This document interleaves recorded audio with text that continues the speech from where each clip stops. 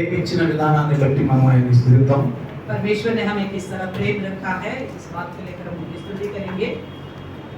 చూడండి, देखिएगा, ఈరోజు ఎలీషా మరి ముస్కాన్ యొక్క పుట్టినరోజు సందర్భంగా आज के दिन एलीशा और मुस्कान के जन्मदिन है। इस संदर्भ में దేవుడు మనతో మాట్లాడబోతున్నాడు. परमेश्वर हमसे बात करने पर है। పుట్టినరోజు ఎందుకు చేసుకోవాలి? क्यों जन्मदिन बनाना है?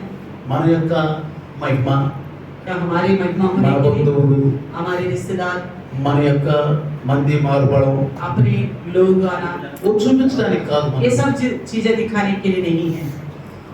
సరే ఇంత ఇంత ఇంత అని మేము చూపించడం, हमें ऐसा है, हमारे पास बहुत है करके दिखाना हो। మొదలు ఎంతమంది ఉన్నారు, देखो हमारे पास कितने लोग అలాగే हैं, డెవలప్ ఉందో, देखो हमारे पास कितना पैसा है, మేము ఎంతగా బాగా పెద్ద స్టార్ హోటల్లో చేస్తున్నాము, हम इतने बड़े बड़े स्टार होटलों में बर्थडे बनाते हैं। అది చూపించడానికి కాదు. ये सारा अपना दिखाने के लिए नहीं है। పుట్టినరోజు అంటే దేవుని మహిమపరచడం, जन्मदिन पर परमेश्वर की महिमा करना ఆయన होगा, మహిమపరచాలి. केवल उन्हीं की महिमा करनी है। సంఘస్థులు कनिष्ठा के लोग, సంఘస్థులందరినీ తెలుసుకొని कनिष्ठा के लोग, सारे कनिष्ठा के लोगों को बुलाएंगे। వారి మధ్యలో उन्हीं के बीच में మన బిడ్డలు గాని, हमारा परिवार हो, భార్య గాని, पत्नी हो, భర్త గాని, पति हो, ఎవరైనా సరే कोई भी क्यों ना हो, వాళ్ళ యొక్క పుట్టినరోజుని अपना जन्मदिन पर సంఘం మధ్యలో సాక్షిగా ఘనంగా చేసుకుంటారు. कलिशा के बीच में एक गवाही के तौर पर बनाते हैं। మిమ్మల్ని చూసిన వాళ్ళు నేర్చుకుంటారు. आपको देखने वाला और सीखेंगे। క్రైస్తవ జీవితం అనేది ఏంటంటే మనల్ని చూసి ఒకళ్ళు నేర్చుకోవాలి. मसीह का जिंदगी का मतलब है हमें देख के दूसरा सीखना,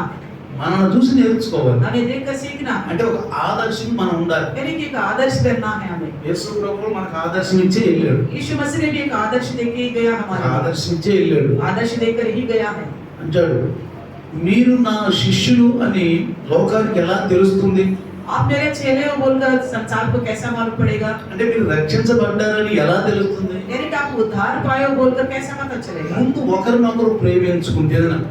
तो कहता कि सबसे पहले एक दूसरे से प्रेम करने से। ఇది ఒక కొత్త ఆజ్ఞ అన్నాడు యేసు ప్రభు. यीशु मसीह ने इस बात को नया आज्ञा बोला था, కొత్త ఆజ్ఞ అన్నాడు. नई आज्ञा। అంత ముందు లేదు ఇది. इससे पहले नहीं थी आज्ञा। అంత ముందు ఏం తెలుసా? इससे पहले क्या था? మీరు లేవి కాండం 24 అధ్యాయం చదువుకుంటే आप लेवी अवस्था 24 अध्याय पढ़ेगा तो కంటికి కన్ను పంటికి పన్ను, आंख की बदले आंख, दांत की बदले दांत, చెంప మీద కొడితే చెంప మీద కొడతాం, गाल पर मारे तो हम भी गाल पे मारेंगे, ఒంటి మీద కొడితే ఒంటి మీద కొడతాం, बदन पर मारे तो हम भी बदन पर ही मारेंगे, నోటి మీద కొడితే నోటి మీద కొడతాం, मुंह पे मारेगा तो हम भी मुंह पे ही मारेंगे, తలబాగలు కొడితే తలబాగలు కొడతాం, सर तोड़ा तो हम भी उसी का सर, కాళ్ళు ఎదురు కొడితే కాళ్ళు ఎదురు కొడతాం, टांग तोड़ेगा तो टांग ही तोड़ेंगे, మాటగా మాట, बात की बदले बात, దెబ్బకి దెబ్బ. और मार की बदले मार। కానీ యేసు ప్రభు వారు వచ్చి यीशु मसीह आकर ఆ కృపని మనకు చూపించాడు. దేవుని కృపను మనకు చూపించాడు. परमेश्वर की अनुग्रह को हमें दिखाया है। ఆ కృప మనతో ఉన్నప్పుడు यह अनुग्रह अगर हमारे साथ होगा, మనకంట నిజంగా చెప్పాలంటే బైబిల్ ఏం రాయబడిందంటే बाइबल में लिखा हुआ है कि మనకంటే ముందు విశ్వాసం ఉంచినటువంటి వ్యక్తులు हमसे पहले जो विश्वास रखे थे ना, వాళ్ళు దేవునితోటి ఎలా గడిపారు. वो लोग परमेश्वर के साथ कैसा समय बिताया था। చూడండి, నిర్గమకాండము निर्गमन की पुस्तक 34వ అధ్యాయము 34 अध्याय 34వ అధ్యాయము ఆఖరి 29వ వచనం 34 अध्याय का 29 वचन, అక్కడ చక్కగా రాయబడి చూడండి. वहाँ अच्छी तरह लिखा हुआ है, ఆయన అతనితో మాట్లాడుచున్నప్పుడు తన ముఖ చర్మము ప్రకాశించిన సంగతి మోషేకు తెలియలేదు అని రాయబడింది. लिखा हुआ है यहोवा के साथ बातें करने के कारण उसके चेहरे से किरणें निकल रही थी, परंतु ये नहीं जानता था। ఆయన మీదకి మహిమ దిగినట్లు उनके ऊपर परमेश्वर की महिमा उतरा हुआ మోషేకు కూడా తెలియదంట. मूसा को भी नहीं पता था। చూడండి, देखो మోషే మీద దేవుని యొక్క మహిమ దిగింది. परमेश्वर की महिमा जो मूसा के ऊपर उतरा, ఆ దిగినప్పుడంట जैसे उतरा है, మోషేకు తెలియలేదు. मूसा को भी नहीं मालूम पड़ा। ఆయన దేవుని దగ్గర నుంచి వస్తున్నప్పుడు वो परमेश्वर के पास से आ रहा था, ఆయన చూస్తున్న వారందరికీ తెలిసింది. जितने लोग उनको देख रहे थे उनको मालूम पड़ा। దేవుని మహిమ ఒక ఎన్నుకున్న వ్యక్తి మీదకి వచ్చినప్పుడు, परमेश्वर की महिमा चुने हुए लोगों के ऊपर आता है। క్రీస్తు రక్తం ద్వారా కడగబడిన బిడ్డల మీదకి ఆ యొక్క మహిమ వచ్చినప్పుడు मसीह के लहू के द्वारा धुले हुए लोगों के ऊपर वो महिमा आती है। ఏంటా మహిమ? क्या है वो महिमा? క్రీస్తు సువార్తలో మహిమ. मसीह की सुसमाचार की महिमा, ఆయన సువార్త విన్నప్పుడు, उनकी सुसमाचार जब सुनेंगे, ఆయన మహిమ సువార్త విన్నప్పుడు उनकी महिमा का सुसमाचार ఆయన जब యొక్క सुनेंगे, వెలుగు మన మీద ప్రకాశించుతానమాట. और उनकी रोशनी हम पर चमकेगी, అంటే ఆయన పరివర్తన మనలోకి వచ్చేస్తుంది. यानी कि उनकी सी चाल चलन हमारे अंदर आ जाएगी। పుట్టినందుకు అదే ఒక మంచి జీవితం.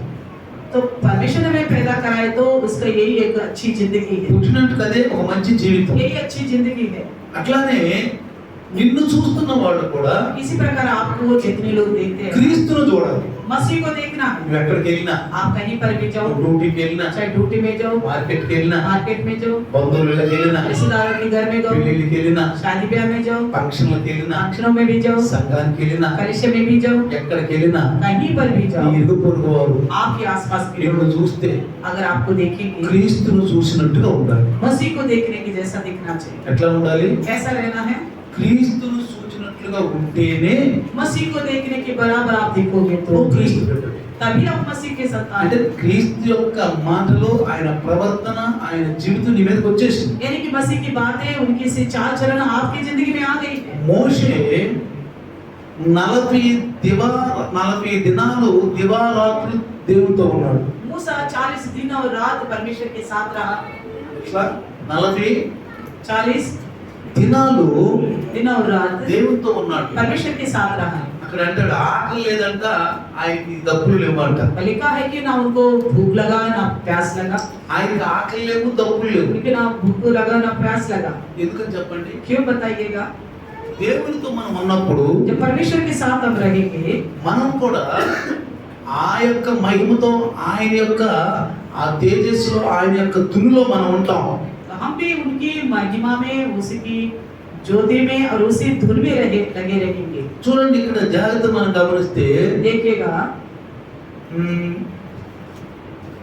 30వ వచనం కనుక చదివితే, इसी में 34 का 30 पढ़ेगा तो 34 34 अध्याय निर्गमन 30వ వచనం. वचन 30। అహరోను ఇశ్రాయేలు అందరూ మోషేను చూచినప్పుడు అతని ముఖ చర్మం ప్రకాశించడం చూశారు.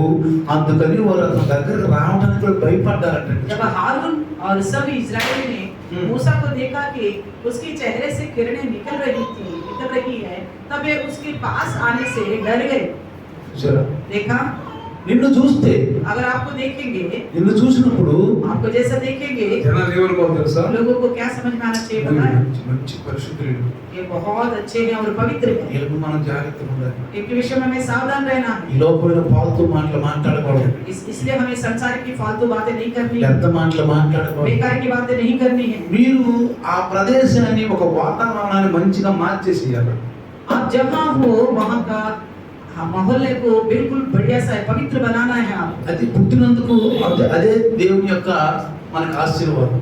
अगर हमें परमेश्वर ने पैदा कराए तो ये परमेश्वर की ओर से हमें आशीष है, అదే మనకు దేవుని ఆశీర్వాదం. यही हमारे लिए आशीष ఈ లోకంలో है। ఏ ఉన్నా కానీ इस संसार में जो कुछ भी हो మనం మనతో రావద్దు, वो हमारे साथ नहीं आएगा, మనతో రావు. कुछ भी हमारे साथ नहीं आएगा। ఇక్కడ మనకి ఏదైనా यहाँ पे हमारे साथ कुछ हुआ, మనకి వస్తాయా? क्या हमारे साथ कुछ आएगा? మనతో ఏమైనా వస్తాయా? कुछ आएगा हमारे साथ? ఏమి రాదు. कुछ नहीं आएगा, కానీ ఆయన క్రియలు మనతో వస్తాయి. लेकिन उनके लिए हमने जो कार्य किए ना वो हमारे साथ आएगा। మనం ఈ లోకంలో ఒక వ్యక్తి పుడితే अगर इस संसार में कोई व्यक्ति पैदा हुआ, ఆయన నమ్మకం ఏంటంటే, उनको परमेश्वर को क्या भरोसा है? ఈ బిడ్డ నాకు మహిమపరచుద్ది, हाँ, ये इनके द्वारा मेरी महिमा होगी, ఈ బిడ్డ మనకి మహిమపరచుద్ది. इनके द्वारा मेरी महिमा होगी। అందుకే కీర్తనకారుడు इसलिए भजनकार 115 115 ఒకటో వచ్చిన కనుక మనం చదివితే, पहला वचन को अगर आप पढ़ेंगे, 115 ఒకటో వచనం, 115 का पहला वचन। మాకు కాదు యెహోవా, మాకు కాదు, నీ కృపా సత్యములను బట్టి నీ నామమునకే మహిమ కలుగును గాక. हे यहोवा, हमारी नहीं वरन अपने ही नाम की महिमा अपनी करुणा और सच्चाई के निमित्त कर। చూడండి, కీర్తనకారుడు ఏమంటున్నాడు? देखो भजनकार क्या बोलता है, నాలో ఉన్న ఆత్మీయ ఆలోచన కీర్తన లాగా రాస్తున్నాడు. उसके अंदर की आत्मिक सोच को एक भजन के रूप में लिखता है।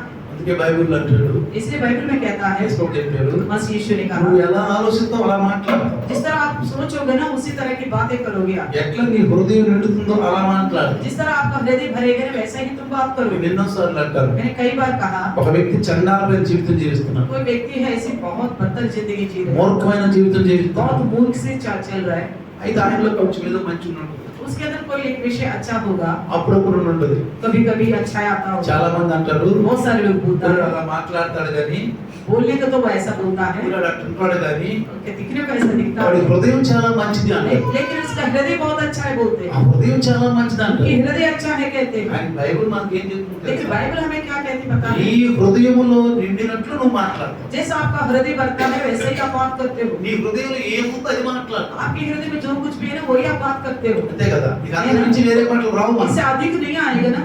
ఈ హృదయంలో ఏం ఆలోచన వచ్చిందో, आपके हृदय में किस प्रकार की सोच ఏ होगी, తలంపులు వచ్చినాయో कैसा सोच आया నువ్వు है, అదే మాట్లాడతావు. वही आप बात करो, అదే బయటకు వచ్చింది. यही बात बाहर అందుకని निकलती है। హృదయ శుద్ధి గలవారు ధన్యులు. इसलिए कहा कि धन्य है जिनका हृदय शुद्ध హృదయం है, శుద్ధంగా ఉండాలి, इसलिए हृदय शुद्ध होनी चाहिए, పరిశుద్ధంగా ఉండాలి. पवित्र होनी అప్పుడు चाहिए, పరిశుద్ధమైన మాట్లాడు. तभी पवित्र बातें निकलेंगी। అసలు మార్పు వచ్చేసింది. पूरी बदलावट आ जाएगा, మార్పు వచ్చేసింది. पूरी बदलावट आ जाएगा। ఇందాక కూడా విన్నాం మనం. पहले भी सुने थे हम, ఓర్చుకుంటే ఏమైంది అన్న? धीरज धरने से क्या जाएगा, ఓర్చుకుంటే ఏమైంది? धीरज धरने से क्या जाएगा, ఓర్చుకోండి, धीरज धरो, కానీ సంజాయించండి, लेकिन समझाने की कोशिश करो, సంజాయించండి. समझाने की कोशिश తప్పుంటే करो, చెప్పండి, गलत हो तो बताओ, ఇది తప్పు అని చెప్పండి. इसे गलत है करके बोलो, అది తప్పు కాదు. वो गलत नहीं है। ఒకరినొకరు హెచ్చరించుకోవడం తప్పు కాదు. एक दूसरे को सावधान करना गलत नहीं है, హెచ్చరించుకోవడం తప్పు కాదు. सावधान करना गलत नहीं है। కాబట్టి పిల్లారా, इसलिए प्रियो, ఇక్కడ కీర్తనకారుడు అంటాడు, भजनकार कहता है, మాకు కాదు యెహోవా, మాకు కాదు, हमारा नहीं, हमारा नहीं, నీ కృపా సత్యములను బట్టి నీ నామమునకే మహిమ కలుగును గాక. करुणा और सच्चाई के निमित्त आपके नाम की महिमा हो। కృపా సత్యములు अनुग्रह और सच्चाई, నీ నామమునకే మహిమ. आपके नाम का ही महिमा ఎవరి हो। గురించి చెప్తున్నాడు ఈ మాట? इसके बारे में बताता है, ఎవరి గురించి చెప్తున్నాడు? इसके बारे में बताता है, యేసు ప్రభు గురించి చెప్తున్నాడు. मसीह यीशु के बारे में बताता है। దేవుని యొక్క నామము, परमेश्वर का नाम, ఈ భూమి మీద పరిశుద్ధ నామము इस धरती के ऊपर एक पवित्र नाम है, యెహోవా. यहोवा। యెహోవా అంటే यहोवा यानी कि యెహోవా రక్షించును. यहोवा की बचाएगा। యెహోవా, యెహోషువ మూల భాషలో యెహోషువ. मूल भाषा में यहोशू, ఆ యెహోషువ అనేది హెబ్రీ భాషలోకి వచ్చేప్పటికల్లా యేసు. यहोशू की बात नाम जो है इब्रानी में, हिब्रू में आते हुए यीशु बताया गया है। కాబట్టి इसलिए యెహోవా రక్షించును. यहोवा ही बचाएगा। ఆ నామము యేసు ప్రభు నామము. वो नाम है यीशु का नाम। యేసు అంటే రక్షకుడు. यीशु यानी कि उद्धार करता, రక్షకుడు. उद्धार करता। ఎవరి నామం ఇది? इसका नाम है దేవుని నామము. परमेश्वर का नाम। భూమి మీద దేవుని నామము. इस पृथ्वी के ऊपर परमेश्वर का नाम। కృపా సత్యములు బట్టి నీ నామమునకే మహిమ కలుగును గాక. करुणा और सच्चाई के द्वारा आपके नाम की महिमा हो। చూడండి మీరు యోహాను సువార్త यूहन्ना सुसमाचार 1వ అధ్యాయము पहले अध्याय 14వ వచనం కనుక చదివితే 14 वचन को पढ़ेगा। ఆయన ఆ యొక్క వాక్యము శరీర ఆకారంలో కృపా సత్య సంపూర్ణుడుగా మన మధ్యన నివసించెను. చూడండి అక్కడ చదవండి. और वचन देदारी हुआ और अनुग्रह और सच्चाई से परिपूर्ण होकर हमारे बीच में डेरा किया और हमने उसकी ऐसी महिमा देखी जैसे पिता के एकलौते की महिमा। Praise the lord. Hallelujah, hallelujah. వాక్యము శరీరధారి అయి కృపా సత్యములతో నిండిన వాడై మన మధ్య నివసించెను. మనము ఆయన తేజస్సు, తండ్రి యొక్క ఏకైక కుమారుని తేజస్సుగా ఉండటం చూస్తున్నాం. Praise the Lord. हालेलुया। ఎలా ఉందంట?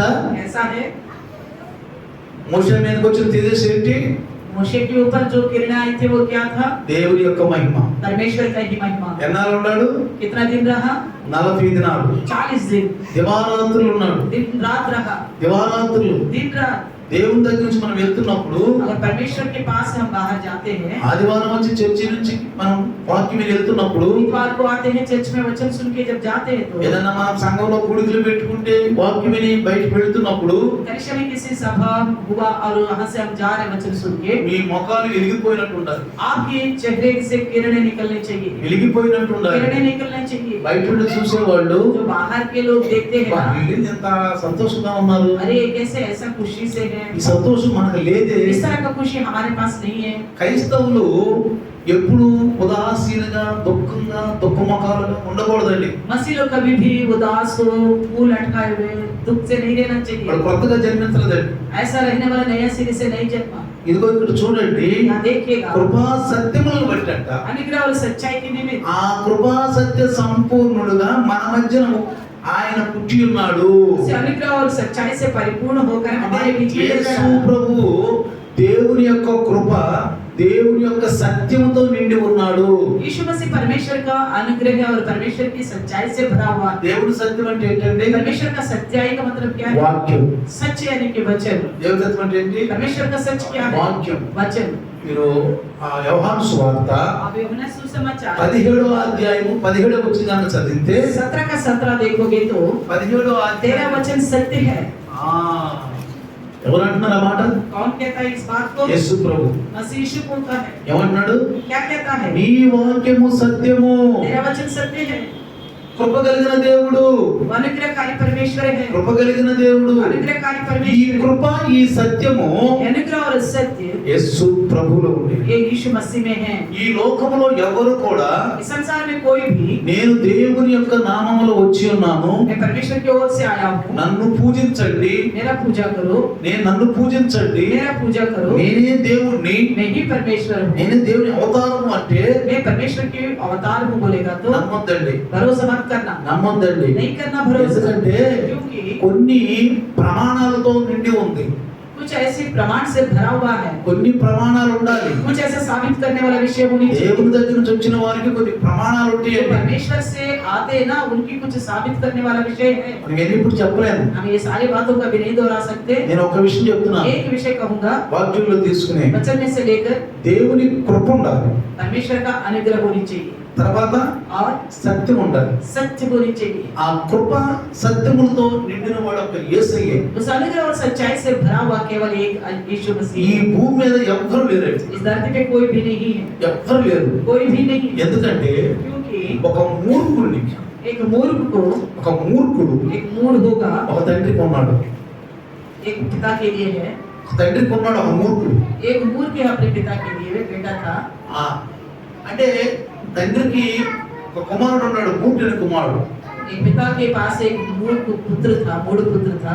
వాడు ఏదో తప్పు చేశాడు. उसने कुछ गलत किया, తప్పు చేశాడు. తప్పు చేసినప్పుడు जब गलत किया तो ఇప్పుడు వాడు ఏం చేయాలి? उसे क्या करना है? శిక్షించాలి उसको दंड देना కదా. है ना? శిక్షిస్తే दंड देने से ఒకటి వాళ్ళు నాకు శిక్షించాడు రా ఈయన్ని అంటారు. दंड दिया करके बोलेंगे నిజమే రా ఈయన్ని శిక్షించాడు తండ్రి అంటారు. हाँ सच्ची में पिता ने इसको दंड दिया।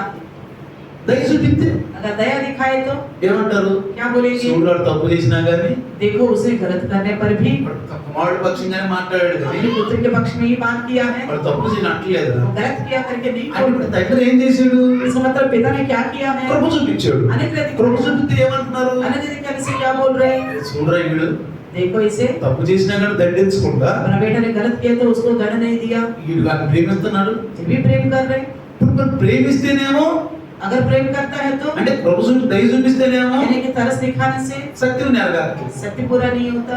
సత్యం కనుక చేసి వాడిని దండించి కర్రతో కొట్టి గొలుసులతో బంధిస్తే अगर सच्चाई के अनुसार उसको दंड देते हुए संकलों से बांधेगा तो కుమారుడు ఏమంటాడు? पुत्र क्या कहेगा? చూసావా देखा, కొడుకు నన్ను ఒక్క దయ కూడా చూపించలేదు, मैं पिता होने का, पुत्र होने का बावजूद भी मुझ पर तरस नहीं కొడుకు खाया, నన్ను దయ కూడా చూపించలేదు पुत्र होने का तरस भी नहीं खाया, అని తండ్రి మీద కోపపడతాడు. तो पिता के ऊपर गुस्सा करेगा। కానీ लेकिन ఒక మూర్ఖుడి మీద एक मूढ़ इंसान के ऊपर తండ్రి पिता కృప చూపించాలి, अनुग्रह भी दिखाना है, సత్యము నెరవేర్చాలి. सच्चाई को भी बताना ఈ है। భూమి మీద ఎవరైనా నెరవేర్చారా? ऐसा कोई है इस पृथ्वी के ऊपर? ఎవరన్నా చూపించాడు. किसी को भी दिखाइएगा, ఈ వాక్యం మీద చెప్పండి మీరు. इस वचन किसी को बताइएगा तो వాళ్ళు కనుక నెరవేర్చాడు నా దగ్గర తీసుకురండి. अगर वो कहेगा किसी और ने इसे पूरा किया तो मेरे पास लेके నా आइए, దగ్గర తీసుకురండి. मेरे पास लेके ఈ आइए। లోకంలో సాధు సంత మహాపురుషులు ఎవ్వరు కూడా కృపా సత్యము నెరవేర్చిన వాడు ఎవరు లేరండి. इस संसार में कोई साधु संत महान पुरुष कहलाने वाला कोई भी अनुग्रह और सच्चाई को पूरा नहीं किया। ఎందుకని చెప్పండి? क्यों बताइएगा? వాడు దేవుని నామంలో వచ్చిన వాడు కాదు. वो परमेश्वर की ओर से नहीं आए हैं, वो దేవుని నామంలో వచ్చిన వాడు కాదు. परमेश्वर की ओर से नहीं आया है। దేవుని నామంలో భూమి మీదకి వచ్చిన వాడు ఒకడే ఒకడు, परमेश्वर की ओर से धरती पर आया हम केवल एक ही एक, యేసు. यीशु।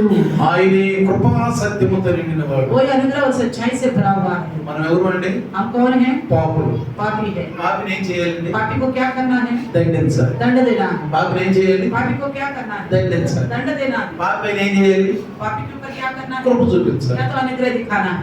కృప చూపిస్తేనేమో, अनुग्रह दिखाने से, కృప చూపిస్తే అంటాడు अनुग्रह दिखाने से क्या होगा? ఈయన నా తండ్రి అండి అంటాడు. अरे मेरा अच्छा पिता है बोलेगा। సత్యం నెరవేరిస్తే ఏమవుతుంది? अगर सच्चाई को पूरा करने से क्या होगा? పాపం నుంచి విడుదల పొందుతారు. पाप से छुटकारा అంటే पाएंगे। ఒక పాపి మానవుడి గురించి చెప్తున్నాను ఇక్కడ. यानी कि एक पापी इंसान को लेके भी बताओ। పాపి మానవుడి గురించి एक पापी इंसान को చూడండి, పాపి పైన కృప చూపించి पापी के ऊपर अनुग्रह दिखाकर ఆయన సిలువ ఎక్కాడు. वो क्रूस पर चढ़ गया। సిలువ ఎక్కాడు. क्रूस पर चढ़ गया। పాపి పైన కృప చూపించి पापी के ऊपर अनुग्रह दिखाया। మన మీదకి వచ్చే ఆ యొక్క క్రోధము, మన మీదకి వచ్చే ఆ యొక్క శిక్ష, మన మీదకి వచ్చే తీర్పుని ఏం చేశాడు? తన మీద వేసుకున్నాడు. हमारे ऊपर आने वाला परमेश्वर का प्रकोप को, उस दंड को, उस न्याय विमर्श को अपने ऊपर ले लिया। తన మీద వేసుకున్నాడు. अपने ऊपर ले लिया। మన పాపాలన్నింటినీ हम सबके पापों को తన మీద వేసుకున్నాడు. अपने ऊपर। కాబట్టి ఒక పాపి పైన కృప చూపించాడు లేదు చెప్పండి? इसके कहते हैं ना, एक पापी के ऊपर उन्होंने अनुग्रह दिखाया कि नहीं కృప दिखाया? చూపించాడు లేదు? अनुग्रह दिखाया कि नहीं दिखाया? చూపించాడు. अनुग्रह दिखाया है। ఇప్పుడు సత్యం ఏంటి? सच्चाई क्या है? రక్తం కాచాలి. लघु बहाना है। రక్తం కాచాలి लघु बहाना है। అంటే यानी कि దెబ్బలు తినాలి. मार खाना है। రక్తము చిందించకుండా పాప క్షమాపణ లేదు. बिना लघु बहाए पापों की क्षमा नहीं है। అందుకే इसलिए కైపాకుడు అంటాడు, कैफा भी कहता है, మొదటి దినాల్లో पहले दिनों में కైప సన్హెడ్రిన్ సభకి ప్రధాన యాజకుడు.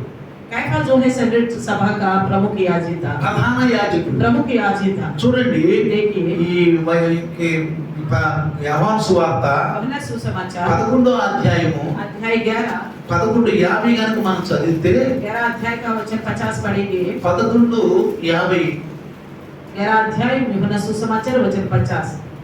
और यह ना समझो समझते हो कि तुम्हारे लिए एक बला है कि हमारे लोगों के लिए एक मनुष्य मरे और सारे जाति नष्ट ना हो।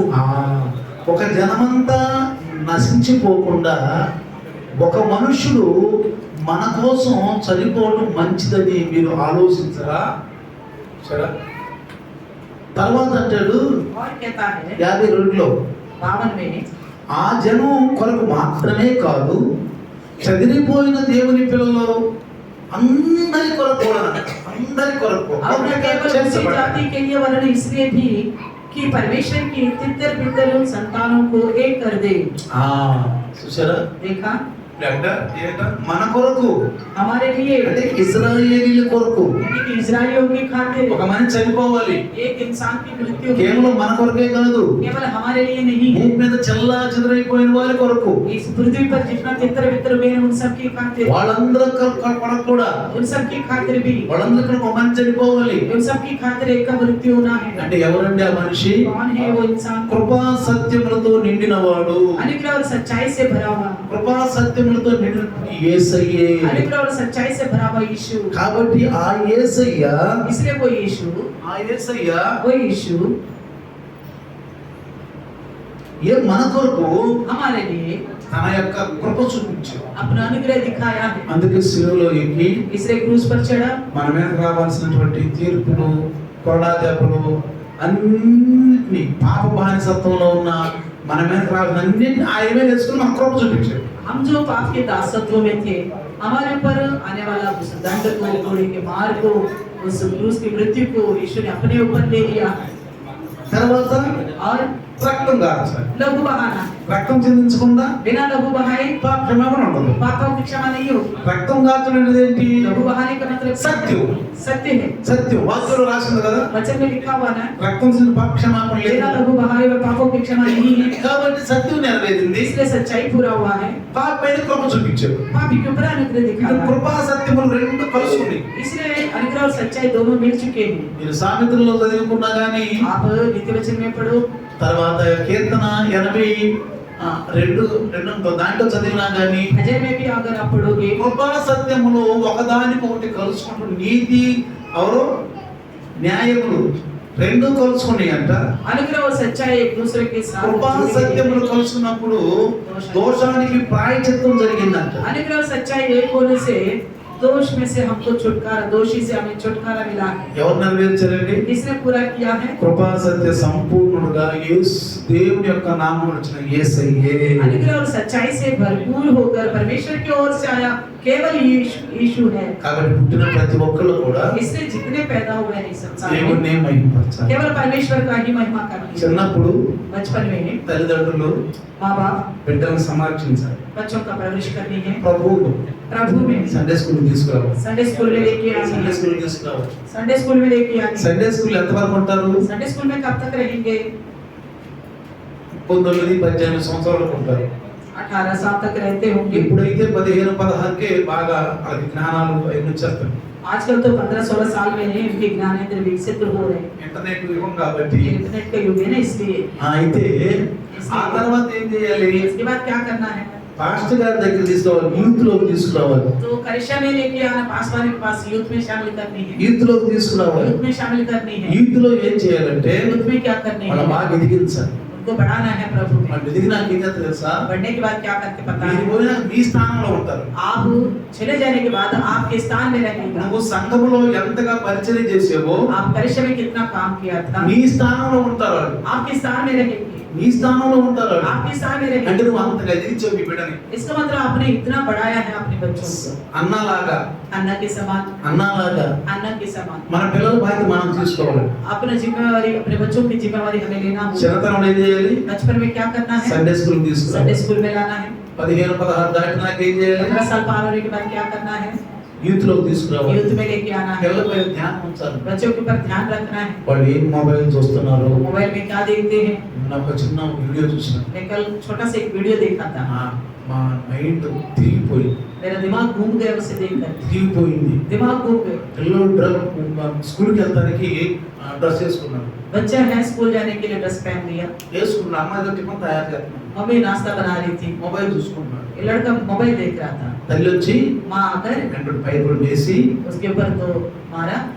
స్కూల్కి వెళ్ళిపోతున్నావు కదా, अभी तो तू स्कूल जा रहे हैं ना, హోంవర్క్ చూసుకోసారి होमवर्क देखो एक बार। అసలు హోంవర్క్ ఎట్లా ఉందో చూసుకో. होमवर्क पूरा किया कि नहीं किया चेक करो। మొబైల్ లాక్కుని ऐसा बोलकर मोबाइल छीन लिया। మొబైల్ లాక్కుని छीन लिया मोबाइल। పక్కన కూర్చొని बगल में बैठकर ఎవరితోనో మాట్లాడుతుంది. किसी से फोन में बात कर रही थी। ఎవరితోనో మాట్లాడుతుంటే किसी से बात कर रही थी। పుస్తకం తీసుకుని ये लड़का वो उस किताब को लिया, చదువుకుంటా पढ़ते पढ़ते గుర్తుతున్నాడు పుస్తకాన్ని. गुस्सा से किताब को ऐसा मार रहा था, గుర్తుతున్నాడు పుస్తకాన్ని. किताब को मार रहा था। అప్పుడే బయట ఉదయం పోయి ఆడుకుని వచ్చాడు, క్రికెట్ ఆడుకుని వచ్చాడు. तभी सुबह सुबह वो क्रिकेट खेल के आया था। బ్యాట్ అట్లా పెట్టుంది. सामने वो बैट रखा हुआ పోయి था। బ్యాట్ తీసుకున్నాడు. वो लड़का ने बैट लिया, వెనక మాలకెళ్ళి पीछे से जाकर తల్లిని బ్యాట్ తీసుకుని వేసేసాడు. तो माँ की सर के ऊपर बैट से जोर के मारा। అట్లా కూర్చుని అట్లానే పడిపోయింది. तो जैसी बैठी थी वैसी वो मर गई। సరిపోయింది. मर गई।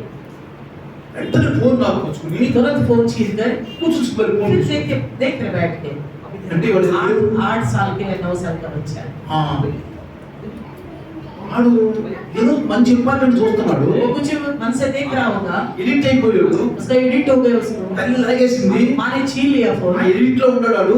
उसी धुन में था वो, ఆ ఎడిట్ తట్టుకోలేకపోయాడు. बर्दाश्त नहीं कर తల్లి पाया చంపేశాడు. तो माँ को मार डाला। చూడండి పిల్లరా, देखो प्रिय, అది చూసినప్పుడు నా మనసు చాలా ఇదైపోయింది. जब मैंने देखा इस दृश्य को मेरा मन बहुत पिघल गया। అందుకని ఎక్కువగా పిల్లలకి చదువుకునే పిల్లలకి ఎక్కువ ఫోన్లు ఇవ్వబాకండి. इसलिए अपने बच्चों को फोन की लत मत लगाना, ఎక్కువ ఇవ్వబాకండి ఫోన్లు. उनको फोन मत देना ज्यादा। ఎందుకంటే ఫోన్లో ఏవాళ్ళు చూస్తూ ఉంటారు. पता नहीं फोन में तो लगे रहते, कुछ ना कुछ देखते, అట్లే చూస్తున్నాను అనుకోండి, कुछ खेल ही देख रहे होंगे, అట్లే చూస్తున్నాను, कुछ खेल देख रहे हो, గేమ్లే చూస్తున్నాను. गेम ही देख रहे నువ్వు हो। కనుక గేమ్ లాక్కున్నావు అనుకో, अगर आपने छीन लिया ఆ उसको, మైండ్ లో ఏముంటది? उसके दिमाग में क्या आ ఆ रहा है? గేమ్ ఇంకా పూర్తి కాలా. वो गेम अभी पूरा नहीं हुआ। మైండ్ ఎలా ఉంటది? उसका माइंड कैसा होगा?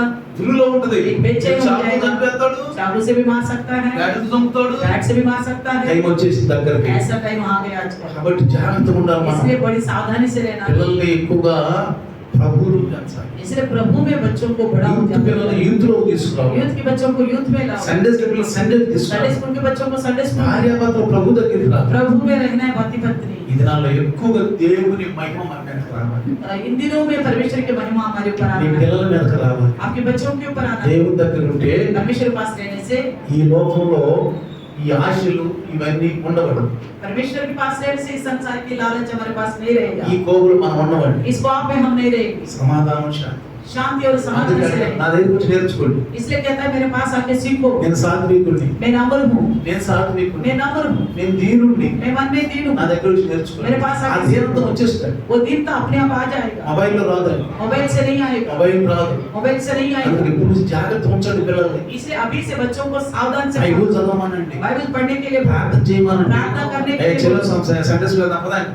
कहो संडे स्कूल में चलेंगे, యూత్ चलो పిల్లలు మాతో పాటు రండి. यूथ बच्चों को बोलो चलो मेरे రండి, साथ, యూత్ రండి. आइए यूथ में जाएंगे, వాక్యం వినండి. वचन సంఘంలో పరిచయం చేయండి. परीक्षा में परिचय करो, बोलो సంఘం కాకి చెప్పాలి. पासवान को అయ్యా మా बताना, పిల్లల్ని మీరు వాడుకోండి, हमारे बच्चों का आप इस्तेमाल कीजिए, పరిచయం पास చేయించుకోండి, परिचय कराइए, इनसे बोलो, నేర్పండి. इनको सिखाइए बोलना। నువ్వు బిఏలు ఎంఏలు చదివినా ఈ జ్ఞానం రాదు కానీ నువ్వు అది చదవకపోయినా తక్కువ చదువుకున్న ఈ జ్ఞానం వచ్చే చాలు దేవుడు మనసు బాగుపడిపోతాడు. आपके बच्चे का भविष्य अच्छा होने के लिए बीए एमए की इतनी जरूरत नहीं है जितनी परमेश्वर का वचन की आवश्यकता है। చదవద్దని అంటలా, पढ़ाई के लिए मना नहीं कर रहे, చదవద్దని అంటలా, नहीं पढ़ो, కానీ ఈ జ్ఞానం ముఖ్యం. लेकिन ये बाइबल का ज्ञान ఏంటంట? संसार का ज्ञान क्या है? ఎర్రితనం అంట. तो मूर्खता है, దేవుని ఎర్రితనం मूर्खता है। ఎంతగా తృప్తి ఉండదంట. कितना भी हो तृप्त नहीं होगी। సబబు దేశంలో సొలొమోను ఏమంటాడు? सबूत देशक में ఓ, सलोमन నాకు తృప్తే లేదంటాడు. तो कहता मैं तृप्ति नहीं, అలా చచ్చిపోతే పోయింది అనుకున్నాడంట. मर गए तो अच्छा करके भी सोचा, ఇసుకు పుట్టేసింది. वो गया और छोड़ दिया। ఎంతమంది పిల్లలు కృషి చేసుకుంటున్నారు? कितने लोग खुशी करते हैं बच्चे आजकल, స్టూడెంట్స్. स्टूडेंट्स। కాబట్టి పిల్లలు జాగ్రత్తగా ఉండండి. इसलिए प्रिय सावधान से रहो। ఈ రోజు ఈ యొక్క పుట్టినరోజు సందర్భంలో आज इस जन्मदिन के अवसर पर మంచి వాక్యం వింటానికి దేవుడు మన సమయం ఇచ్చాడు. अच्छे वचन सुनने के लिए प्रभु ने मौका दिया। అని తలలో ఉంచుదాం. आइए सर झुकाएं, చిన్న ప్రార్థన. छोटी सी प्रार्थना। చిన్న ప్రార్థన. आइए छोटी सी प्रार्थना करेंगे, सब लोग प्रभु के सामने प्रार्थना करेंगे। आज जन्मदिन के अवसर पर हम सब इकट्ठा हो गए, कोई ना कोई बहाना चाहिए परमेश्वर का वचन को ध्यान से सुनने के लिए और सुना हुआ वचन हृदय में अमल करने के लिए। आज प्रभु ने हमसे बात किया है, हम इस जन्मदिन के अवसर पर प्रभु ने हमको बनाया है, हम कैसे प्रभु के सम्मुख रहना है। हम परमेश्वर के लोग हैं, प्रभु के वचन से जुड़ के रहना है। अगर हम प्रभु के तो मौसम के समान हमारे मुख से चेहरे से किरण ही निकलना है, आत्मिक एक अलंकरण है, आत्मिक स्थिति दिखना है हमें देखने वालों को। जब तक हमें देखने वाला मसीह को नहीं देखेगा उससे कोई फायदा नहीं होगा परमेश्वर को। आपको देखने वाला मसीह को देखने से ही परमेश्वर को फायदा होगा, ताकि आपके द्वारा और लोग बचेंगे। क्योंकि संसार में अगर हम किसी पर भरोसा करना है स्वर्ग जाने के लिए, वो केवल एक ही यीशु है, अनुग्रह और सच्चाई से भरपूर होकर इस संसार में डेरा डाला है। उन्होंने हम सबके पापों की खातिर हमारे ऊपर आने वाला दंड अपने ऊपर लेकर क्रूस पर मृत्यु सह लिया, हमें छोड़ दिया, हमारे पक्ष में क्रूस पर चढ़ा है। इसलिए प्रभु का महिमा होने के लिए प्रभु में भरोसा करके वो चेहरे का किरण जैसा निकला वैसा हमारा वचन सुनने के बाद हमारे अंदर इस प्रकार का बदलाव आना चाहिए। हमारे चेहरे में हमेशा खुशी, आनंद, कभी भी चिंता, उदास मुंह लटका हुआ नहीं होना चाहिए, क्योंकि हमारी जिंदगी में और हम प्रभु ने हमारी बात तो ये मसीह का पीढ़ी आगे बढ़ने के लिए हम अपने बच्चों को प्रभु में लाना चाहिए। यूथ मीटिंग में लाओ, संडे स्कूल में लाओ, प्रार्थना के सभाओं में लेके आओ, ताकि वचन सुनेगा तो आने वाले दिनों में जो भयानक घटना घट रहे हम आजकल देख रहे, बच्चे कैसे फोन के एडिट हो गए, क्या कर रहे वो क्या नहीं कर रहे उन्हें पता ही नहीं चल रहे, उनकी आंखों के सामने कुछ भी बात नहीं पड़ रहे। हमारा बच्चा ऐसा ना होना चाहिए। उसके लिए खास करके हमारे बच्चों को फोन से नियंत्रण करने के लिए आप प्यार से उन्हें समझाओ, बचपन से उनको उस धुन में नहीं पड़ने देना। माँ बाप होने का हक, माँ बाप होने की जिम्मेवारी को अच्छी परवरिश करने के लिए आप प्रभु के पास गिड़गिड़ाओ, सीखो। आप अपना जिंदगी बच्चों के सामने एक सादृश्य हो, आपके रवैये एक सादृश्य हो, प्रार्थना करने में, बाइबल पढ़ने में, अच्छी रवैया रखने में, बोलचाल रखने में, धीरज धरने में आपके रवैया बच्चों के लिए एक आशीर्वाद का कारण बनेगा। प्रभु आज इसलिए हम लोग को चुना है, इसलिए हमारे लिए उद्धार मिला है, इसलिए प्रभु ने आज के दिन एक बार और स्मरण किया है, आपके ना मनुष्य होकर पैदा किया गया तो किस लिए? केवल परमेश्वर की महिमा। वचन कल से कितनी सावधानी की बातें हमने सुना है, कि सारी बातों के द्वारा परमेश्वर की महिमा बदलना है और उनको बदलने के लिए हमारे जिंदगी का सादृश्य बनना है। उसके लिए सबसे पहले आपस में प्रेम बने। यीशु मसीह कहता है अगर मेरे चेले के लाना चाहते हो तो प्रेम से एक दूसरे से प्रेम करो, अपने समान एक दूसरे से प्रेम करो। इसके द्वारा मालूम पड़ेगा इस तरह हम मसीह के प्रेम में बने रहना है। एक सादृश्य मुस्कान के लिए भी, एलिशा के लिए भी परमेश्वर उसी प्रकार का सादृश्य जिंदगी, दोनों बपतिस्मा लिया, उनकी रवैया बहुत जानदार और उन्हें वो जिसके साथ बातें करते हैं, जिससे उठते बैठते हैं, सारे में बदलाव दिखना चाहिए। और इनकी जिंदगी के द्वारा बहुत सारे लोग प्रभु में आ रहे हैं, इसलिए प्रभु ने एक और नया साल उनकी जिंदगी में ला रहे हैं। परमेश्वर आज लेकर उनका जिंदगी को आशीष करने के लिए हम प्रार्थना करेंगे। सुनी वचन का अनुसार हमारी जिंदगी भी प्रभु के हम प्रार्थना करेंगे। धन्यवाद प्रभु जी आज के सुंदर समय के लिए। हाँ प्रभु जी अच्छी अवसर है आपका वचन सुनने के लिए। प्रभु जी इस अवसर को बहुमूल्य समझकर सुनी बातों के द्वारा प्रभु हम जिस विश्वास के यीशु मसीह के द्वारा जो उद्धार मिला उस महत्व को समझा सच्चाई हमारे चेहरे को खिलखिलाए परमेश्वर हमारे चेहरे से हमारे परमेश्वर की महिमा का किरण हमारे पर भी हालेलुया। हम और हमारे से जुड़े हुए हमारे संतान, हमारा पति, पत्नी, स्तोत्र, बच्चे, सबकी सब परमेश्वर तेरे महिमा करने वाले बने।